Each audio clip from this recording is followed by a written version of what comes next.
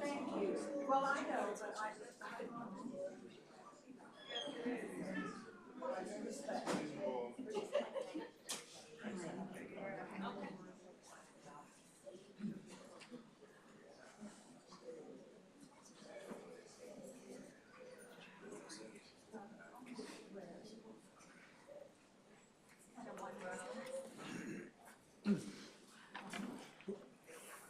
this is so exciting to see all these people's faces here, because I know so many of you, and some of you I don't, but I know that every single person is here because of how much you care about children, and in particular babies.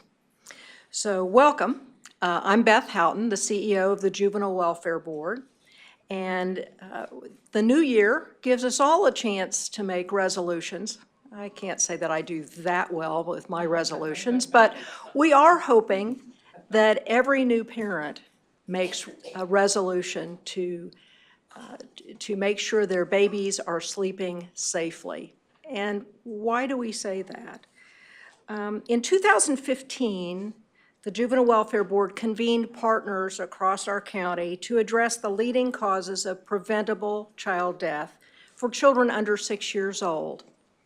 So 2 years later, the group focused on infant sleep-related suffocation, given that, in our review, it was the #1 cause of preventable deaths for children in this age group.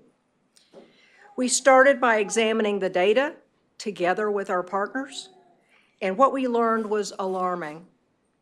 On average, a healthy baby was dying every month because of unsafe sleep. Otherwise healthy children. Over a 10-year period, that would mean our county had lost more than 100 babies from this preventable cause. And when you think about that, you think about it in many ways, but that's 6 empty kindergarten classrooms. Plus, the data revealed that 2/3 of these deaths happened in an adult bed when parents co-slept with their babies.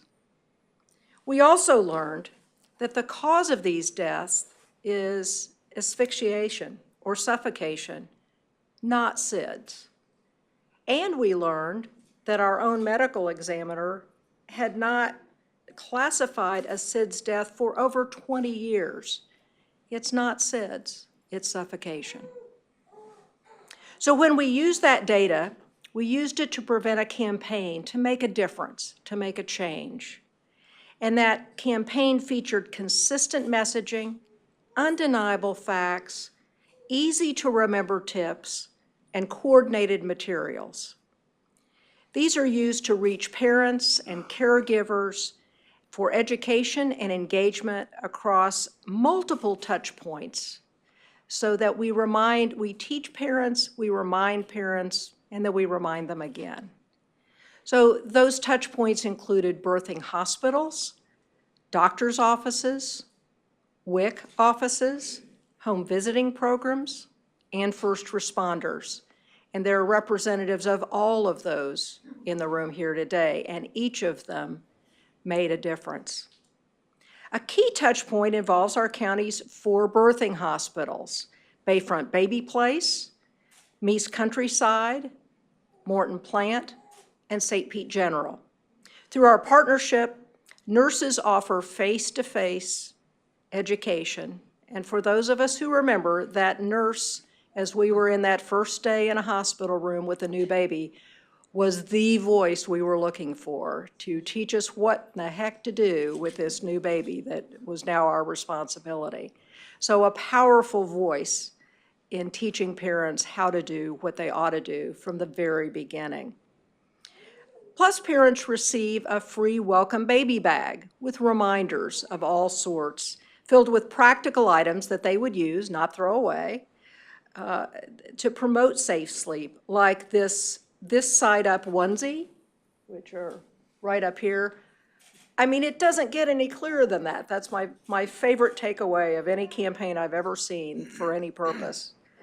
And also a lone back crib sleep sacks that you see, I know, over on the Yes, thank you.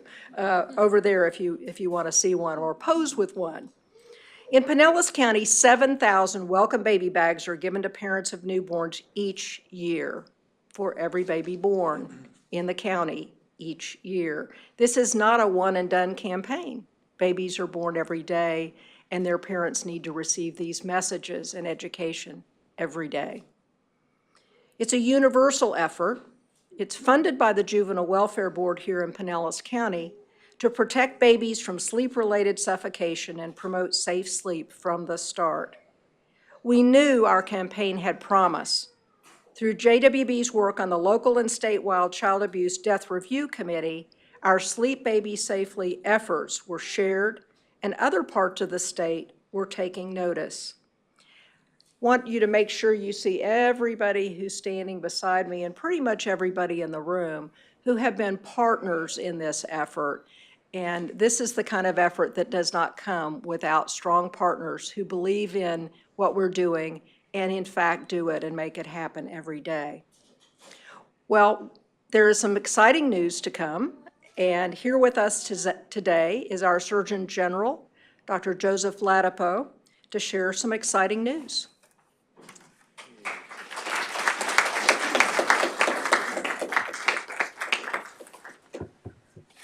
Thank you very much. Thank you, Beth, and thank you to everyone up here. We have a big team of people who have come together for a very important purpose. In terms of babies, it's babies are just wonderful. I think they are a bipartisan issue, so you get a lot of support for doing great things for babies. And it's always great to be doing good public health, and I think this program, what the Juvenile Welfare, the Juvenile Welfare Board has done is an example of really just bread and butter, really good public health in terms of education that makes a difference. And it's simple, it's accessible, people can understand it, and it's effective. It really does make a difference when people have more knowledge and understanding about decisions and choices they can make to make a difference in their health, or in this particular case, the health of their baby too. So this is really an important issue, and unfortunately, we have around 200 babies who die in the first year of life in Florida every year, and everyone here who's a parent, it's an unimaginable toll on a family. You can't even wrap your mind around it, and of course, our hearts go out to parents who unfortunately experience that. I mean, it's just tremendously devastating. So it's important to try and do what we can to prevent it. And one of the ways that we can prevent it, of course, is by putting babies back to sleep safely. And so we have a system here in Florida where we track deaths of children that are related to either child abuse or negligence or other circumstances that are adverse. And of course, there's national data and national research also that has demonstrated that one of the risk factors for babies dying early is really sleeping somewhere that is other than a place where they're alone and on essentially a flat surface without soft things next to them that pose suffocation risks. And I acknowledge it's two things. One thing is that parents make their own decisions, so that's something you have to respect. And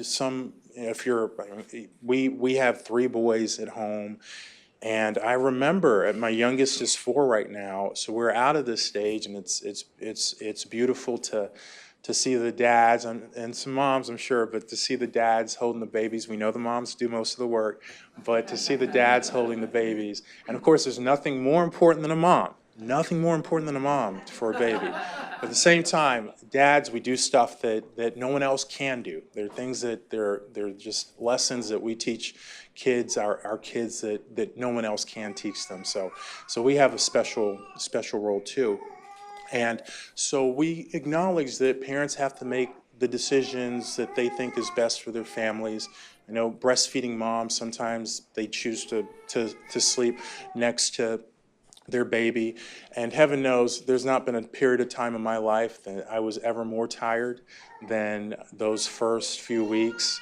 And then, first few months really until, because some of my friends, their kids, oh, my baby's sleeping all through the night.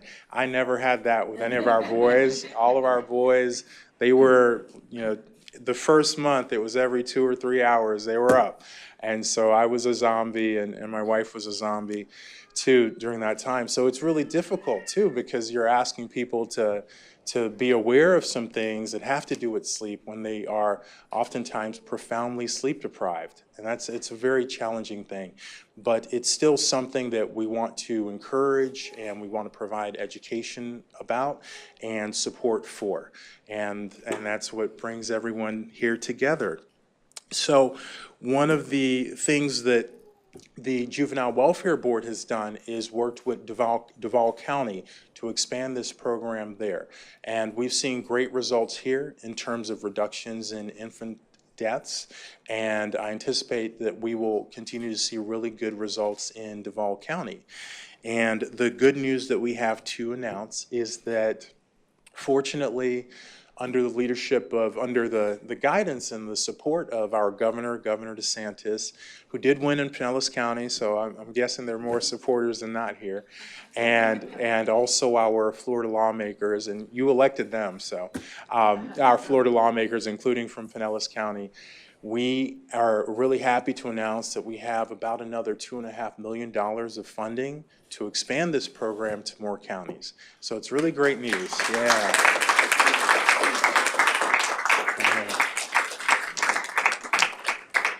And those counties include Broward, Miami-Dade, Duval, which I mentioned, Hillsborough, Orange County, Palm Beach, Pinellas, and Polk County.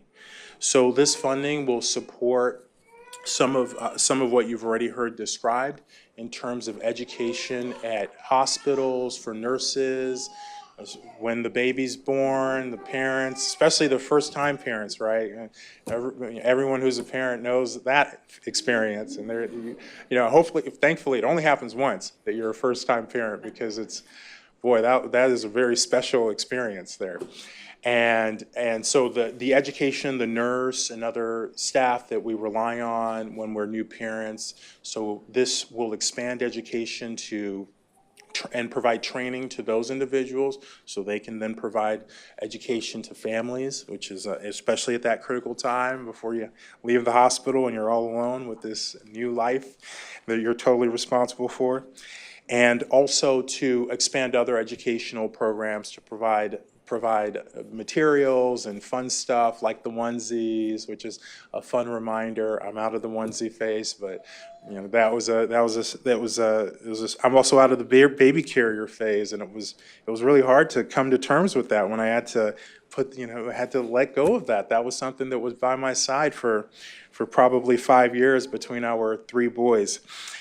And so so there's going to be more expansion, more of this education, and more of this type of education being brought to parents. So that's really good.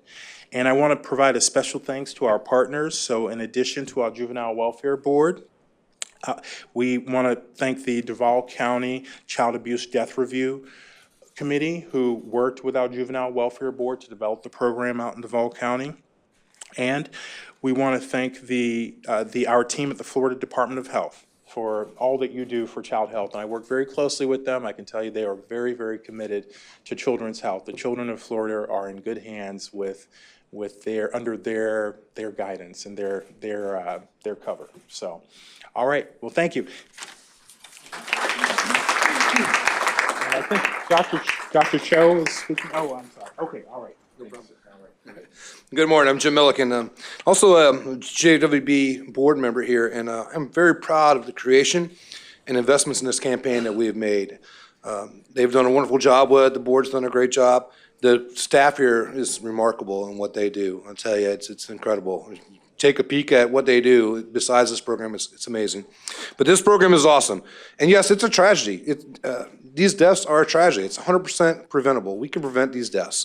Right? So as Division Chief of Lellman Fire District, Our department is committed to supporting this campaign through community outreach and safety education. One key fact from the campaign that hits home to me is that we know more today than we used to know, right? So we're getting educated. We know more things today. For example, car seats weren't always the norm. Today, we wouldn't even think about traveling without a car seat in our car with our kids, right? So that's not the norm back in the day, but it's the norm today. So we know more than we used to know. We can apply this same logic to co-sleeping and other unsafe sleep practices, warning parents of the risk. We know more today than we used to, and given we know the cause of death is suffocation and not SIDS, we can educate and empower everyone to sleep safely for their babies. Thank you.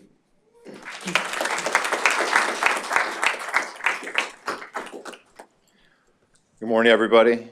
My name is Thomas Crass. I'm the Rescue Division Captain for St. Pete Fire Rescue. Thank you all for having me speak on this very important campaign initiative. You may already be aware that our fire rescue and Sunstar personnel are usually the first to arrive on scene when there's an infant death. Keep in mind, many of our firefighters, our paramedics, and our EMTs are parents themselves. This leaves a long-lasting impression to see a child pass in front of you on these incidents. These are our worst calls.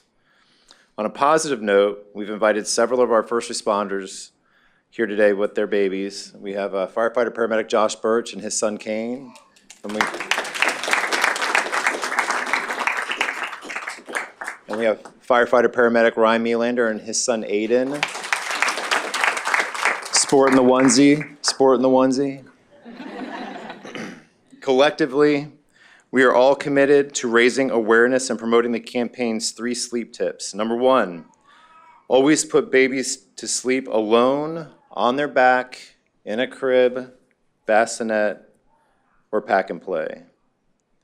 So always put your babies asleep alone, on their back, in an empty crib, bassinet, or pack and play. Number 2, share a room, not a bed. This is done by bringing the crib into the parent's bedroom to keep the baby close without risk. So share a room and not a bed. Number 3, stay alert while feeding your baby. This can be done by setting an alarm and always return the baby back to the crib after feeding. Set an alert or stay alert while feeding your baby. Thank you all. Have a good day.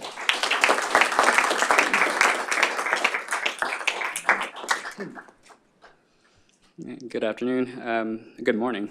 Monday. Yuli Cho, Director of the Florida Department of Health in Pinellas County. And I think you've got this theme from all our speakers here this morning, but preventing needless death in children is a top public health priority. And thanks to the Juvenile Welfare Board and our Pinellas partners, we now have the opportunity to save the lives of thousands of the most vulnerable and youngest Floridians. I'm really proud of the collaborative efforts started here. It was identified as a best practice and now spread to other parts of the state.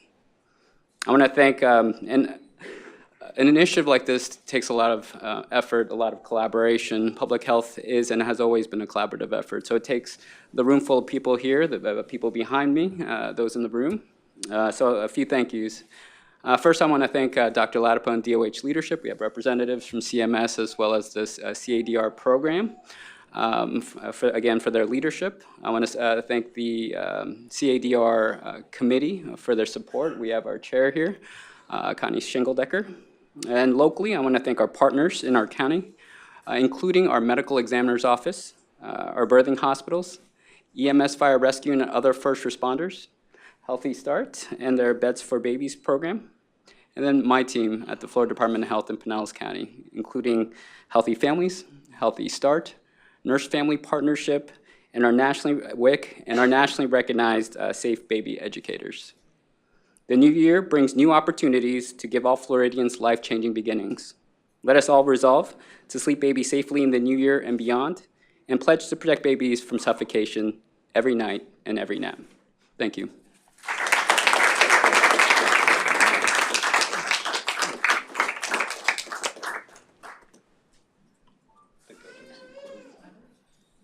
I think we're done with our formal comments. I encourage you to chat with each other, and also, if you haven't, to see the takeaways that come along with the Sleep Baby Safely campaign. And again, to thank our governor and our Surgeon General for expanding this amazing program to other counties within the state.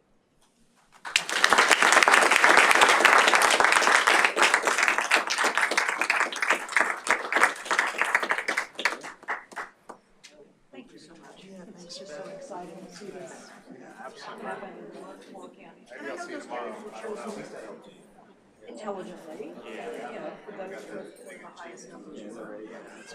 For the rates were high.